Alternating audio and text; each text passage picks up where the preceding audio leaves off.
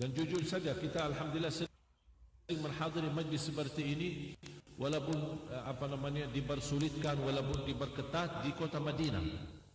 Dari anak masih anak, saya masih ingat berapa kali Al-Habib Allah yarham Al-Sayyid Al-Walid Muhammad bin Alawi Al-Maliki dan saya punya paman, salah satu imam besar Masjidul Haram, luar biasa sangat disayangi oleh Sayyid Muhammad Alawi Al-Maliki.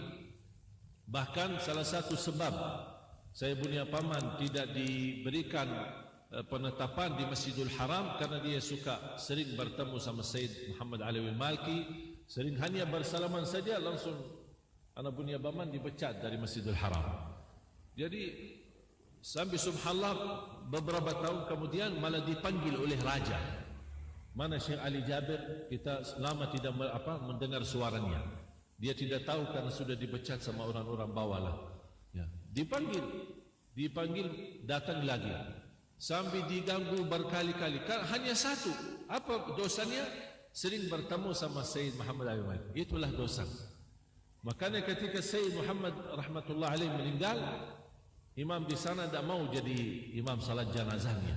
Saking segitu mereka tidak menghormati keluarga Nabi Muhammad SAW, apalagi Sayyid Muhammad sebagai ulama besar. Dan kita tahu berapa dia berkhidmat untuk hadis Nabi Muhammad SAW. Dia sudah sampai mendapatkan istigah hanya khusus di dalam ilmu hadis, sangat mendalami dan memahami ilmu hadis. Bahkan saya senang salah satu bukunya beliau, Mafahim Yajib an Tusahhah, sebagaimana pemahaman-pemahaman yang perlu diluruskan. Dan ini buku terlarang di sana, tidak boleh dipakai bukunya. Jadi luar biasa kita melihat tantangan bagaimana kita membuat umat semestinya terangkat dari berpecahan. Saya selalu menyampaikan ke jamaah, kita menghormati perbedaan, kita saling memuliakan, saling menghormati. Kita selalu mengambil posisi lebih baik diam.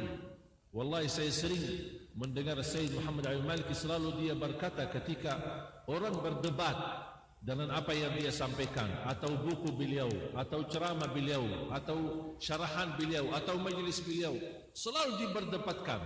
Sampai ada murid-murid beliau, ya Sayyid, rud alaihim, bagaimana bisa kembalikan, balas